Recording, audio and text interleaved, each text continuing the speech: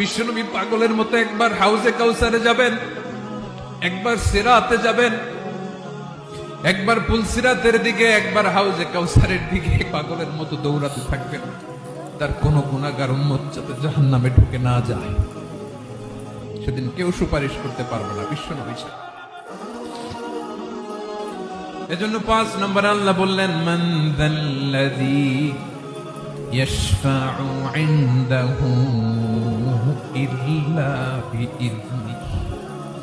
কার সাহস আছে, কার এত বড় বুকের পাটা কিয়ামতের কঠিন দিন আল্লাহর সামনে দাঁড়িয়ে সুপারিশ করবে? কারো ক্ষমতা, কারো ক্ষমতা নাই। বিশ্বনবী সেদিন সিজদায় পড়ে উম্মতের জন্য কাঁদবেন, সবাই কাঁদবে, নফসি নফসি, আল্লাহ আমারে বাঁচাও, আল্লাহ আমারে বাঁচাও। বিশ্বনবী বলবেন, উম্মতি উম্মতি। বিশ্বনবী আমার জন্য কাঁদবেন, আপনার জন্য কাঁদবেন।